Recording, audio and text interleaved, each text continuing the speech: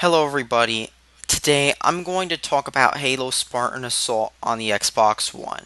Now originally this game started out as a cell phone game for Windows Phone 8 along with a tablet game which supported Windows 8 and Windows RT, but later it was ported to the PC as in normal Windows for the desktop, the 360, and the reviewed Xbox One version. And now the Xbox One version was released for free on Games with Gold. So how good is this game? Or how bad is this game? Let's start the review, shall we? So Halo Spartan Assault was originally a cell phone game, and the game really shows. The game only has a few cinematics, 30 missions, and everything is explained with text. You get to choose your loadout before the mission, similar to Call of Duty Black Ops 2's campaign. However, to get weapons, you have to pay either real money, which is credits, or XP, which you slowly earn through playing the game. You don't need to pay for the weapons, however, when you do play, you will have to, of course, realize that to get the best stuff in the game, you have to buy it. But now that I've gotten the blatant microtransactions out of the way for now, let me get to the game itself. The game is, like I said, 30 levels of generic twin-stick shooter action. The levels and gameplay ranges from boring to kind of fun. It's pretty variable depending on how you play and what maps you play.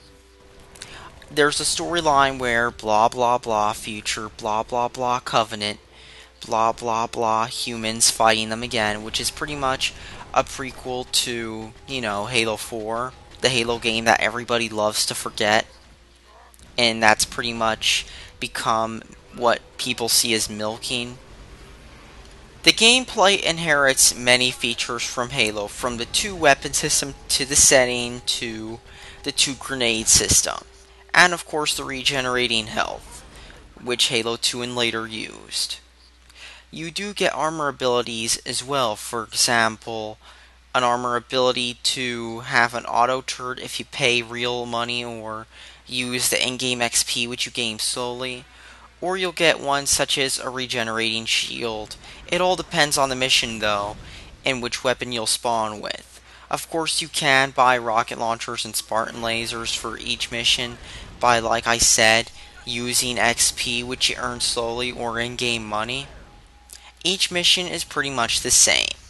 Escort a group of Marines, or defeat all the enemies, or do something else like try to hold off enemies. It varies depending on the mission, but each one is the same. You play as a lone Spartan running around and just shooting Covenant enemies. And it feels a little like a Halo game and a lot like a generic Xbox Live Arcade clone of Halo as a twin-stick shooter as a homage that you'd find on Newgrounds.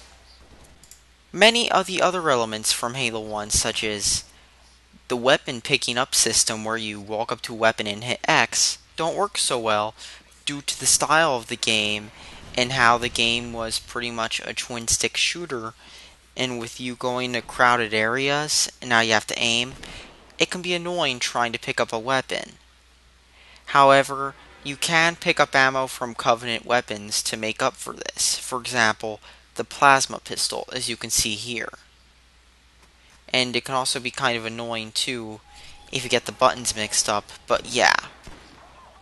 The graphics aren't too bad considering how this is a port of a cell phone game, and the game runs at a mostly smooth 60 frames per second with a little bit of micro stutter here and there, but no real slowdown.